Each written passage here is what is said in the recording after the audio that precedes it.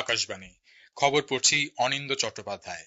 এখনকার বিশেষ বিশেষ খবর হলো, প্রধানমন্ত্রী নরেন্দ্র মোদী আজ গুজরাটের সানন্দে বেসরকারি উদ্যোগের সেমিকন্ডাক্টর শিল্প পরিকাঠামোর উদ্বোধন করেছেন। রাজস্থানের আজমেরে জরায়ু মুখ ক্যান্সারের টিকাকরণ কর্মসূচির উদ্বোধন করে প্রধানমন্ত্রী আজ বলেন, নারী শক্তির ক্ষমতায়নে সরকার দৃঢ় সংকল্পবদ্ধ। পশ্চিমবঙ্গে আজ চূড়ান্ত ভোটার তালিকা প্রকাশিত। নাম রয়েছে 7,59,284 জন ভোটদাতার। অন্ধ্রপ্রদেশের কাকিনাড়া জেলায় ভয়াবহ বাজি বিস্ফোরণে 21 জন নিহত। পশ্চিম এশিয়াতে উত্তেজনার পরিপ্রেক্ষিতে ভারতীয় দূতাবাসগুলি সৌদি আরব, কুয়েত, প্যালেস্তাইন এবং কাতারে থাকা দেশীয় নাগরিকদের সতর্ক থাকার নির্দেশিকা জারি করেছে। জম্মু ও কাশ্মীর এই প্রথম রঞ্জি ট্রফি ক্রিকেট চ্যাম্পিয়ন হয়ে ইতিহাস সৃষ্টি করেছে। আসছি বিস্তারিত খবরে। প্রধানমন্ত্রী নরেন্দ্র মোদী আজ গুজরাটের সানন্দে Micron semiconductor technology India private লিমিটেডের সেমিকন্ডাক্টর সংযোজন, পরীক্ষা এবং প্যাকেজিং শিল্পের পরিকাঠামোর উদ্বোধন করেছেন। তিনি বলেছেন, আজকের দিনটি ভারতের সেমিকন্ডাক্টর শিল্প বিকাশের উল্লেখযোগ্য মাইলফলক হিসেবে বিবেচিত হবে। সানন্দ এটিএমপি থেকেই দেশের সেমিকন্ডাক্টর শিল্প উৎপাদনের যাত্রাপথে শুরু হলো। এখান থেকেই বিদেশে সেমিকন্ডাক্টর রপ্তানির সূত্রপাত হবে। শ্রী মোদী এদিন বলেন, এবারের কৃত্রিম মেধার প্রভাব সংক্রান্ত শিখর সম্মেলনে এই ব্যাপারে গোটা বিশ্বের দরবারে দেশের ক্ষমতার পরিচয় প্রদান করা সম্ভব হয়েছে। अभी तक सेमिकॉन इंडिया प्रोग्राम के तहत कुल 10 प्रोजेक्ट्स को मंजूरी दी जा चुकी है।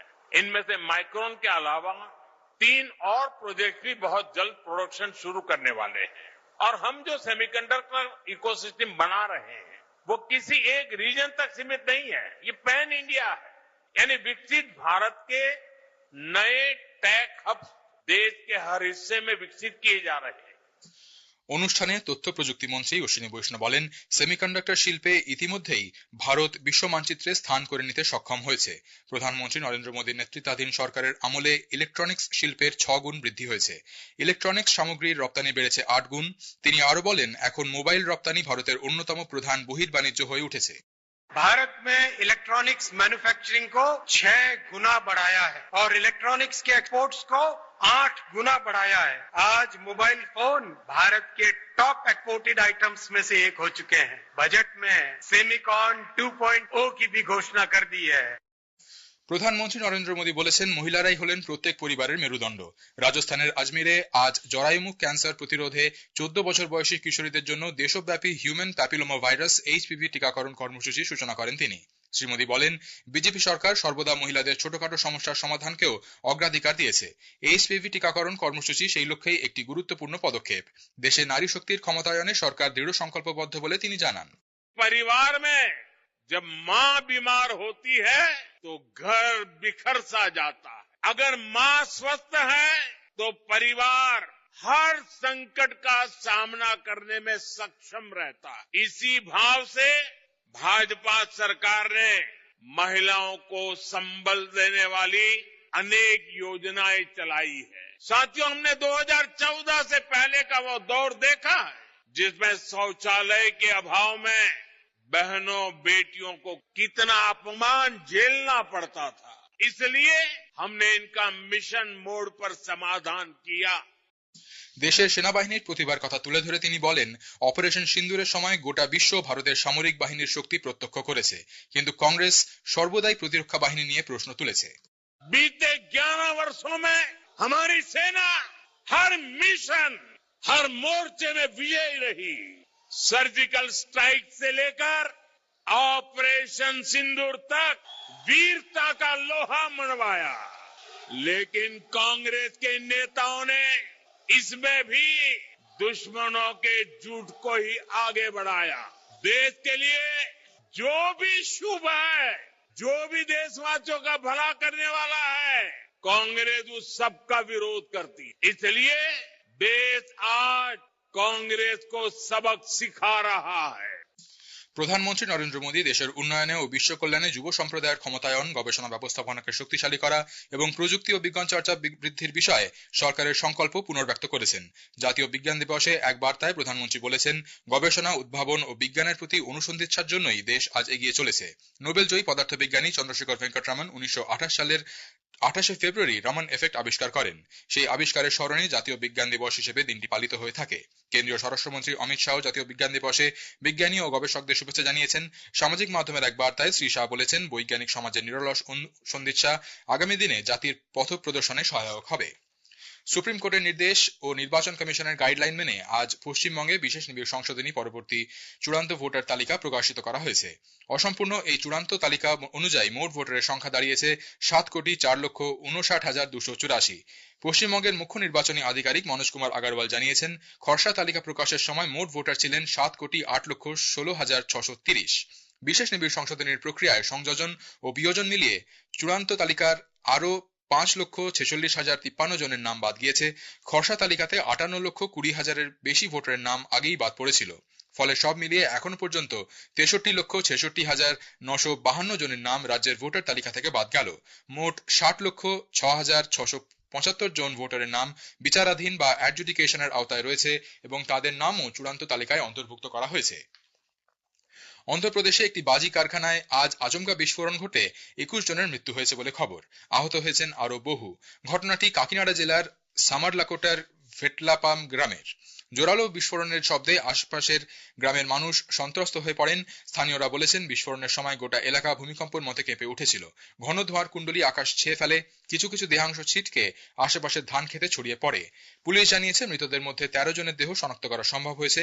গুরুতর আহতদের অনেকের দেহই 80 থেকে 100% পুড়ে গিয়েছে। ঘটনার পরই এলাকায় যান স্থানীয় সাংসদ তাঙ্গেলা উদয় শ্রীনিবাস।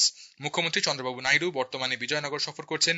তিনি জরুরি ভিত্তিতে আধিকারিকদের সঙ্গে বৈঠকে বসে ত্রাণ ও উদ্ধার কার্যের ব্যাপারে খোঁজখবর নেন। খবর শুনছেন আকাশবাণী থেকে। আমাদের সংবাদ শোনা যাবে ইউটিউব চ্যানেল আকাশবাণী সংবাদ বাংলা, ফেসবুক ও ইনস্টাগ্রাম আকাশবাণী সংবাদ কলকাতা এবং এক্স হ্যান্ডেল AIR নিউজ কলকাতাতে। পশ্চিম এশিয়াতে উত্তেজনার পরিপ্রেক্ষিতে ভারতীয় দূতাবাসগুলি সৌদি আরব, কুয়েত, প্যালেস্তাইন এবং কাতারে থাকা দেশীয় নাগরিকদের সতর্ক থাকার পাশাপাশি প্রচলিত সুরক্ষাবিধি কঠোরভাবে মেনে চলার জন্য নির্দেশিকা জারি করেছে। ভারতীয় নাগরিকদের স্থানীয় প্রশাসনের সঙ্গে সহযোগিতা করার পরামর্শ দেওয়ার পাশাপাশি সে দেশের সরকারি ঘোষণাগুলি শোনার জন্য পরামর্শ দেওয়া হয়েছে। যে কোনো জরুরি প্রয়োজনে সংশ্লিষ্ট দেশের দূতাবাসগুলির সঙ্গে নাগরিকদের যোগাযোগের নির্দেশ দেওয়া হয়েছে। এদিকে পশ্চিম এশিয়ার উত্তেজক পরিস্থিতি নিয়ে একাধিক দেশে তীব্র প্রতিক্রিয়া জানিয়েছে। রাশিয়া, মার্কিন যুক্তরাষ্ট্র ও ইসরায়েলকে অবিলম্বে ইরানের উপর হামলা বন্ধ করতে বলেছে। এক বিবৃতিতে রাশিয়ার বিদেশ মন্ত্রক বলেছে, আলাপ আলোচনা ও কূটনীতির মাধ্যমে দুপক্ষের বিবাদ নিরসন সম্ভব। রাশিয়া মনে করে, গোটা বিশ্বকে এই দায়িত্বজ্ঞানহীন আক্রমণের ব্যাপারে সচেতন হয়ে যুদ্ধ নিরসনে এগিয়ে আসতে হবে। এই অঞ্চলে যাতে আর কোনো অস্থিরতা দেখা না যায়, সেই লক্ষ্যে আন্তর্জাতিক আইন মেনে পদক্ষেপ গ্রহণ করা প্রয়োজন রয়েছে বলেও রাশিয়ার বিদেশ মন্ত্রক উল্লেখ করেছে। পশ্চিম এশিয়ার যুদ্ধ পরিস্থিতি ক্রমশ তীব্র আকার ধারণ করছে। ইসরায়েলের সরকারি সংবাদ সংস্থা IRN জানিয়েছে, দেশের হরমুজগান প্রদেশের মিনাব শহরে একটি মেয়েদের স্কুলে ইসরায়েলি বাহিনীর হামলায় 24 জন ছাত্রীর মৃত্যু হয়েছে। এদিকে সংযুক্ত আরব আমিরশাহীর প্রতিরক্ষা মন্ত্রক জানিয়েছে, আবুধাবির জনবসতি এলাকায় শেল বিস্ফোরণে এশীয় বংশোদ্ভূত একজনের মৃত্যু ও বহু সম্পত্তির ক্ষয়ক্ষতি হয়েছে। রেল মন্ত্রক আজ জানিয়েছে, অসংরক্ষিত টিকিট কাটার অ্যাপ UTS এর পরিষেবা আগামীকাল 1 মার্চ থেকে বন্ধ করে দেওয়া হবে। মন্ত্রক আরো জানিয়েছে, নতুন রেল ওয়ান অ্যাপে পরিষেবাগুলি অব্যাহত থাকবে। ওয়ালেট ব্যালেন্সও স্বয়ংক্রিয়ভাবে স্থানান্তরিত করা হবে।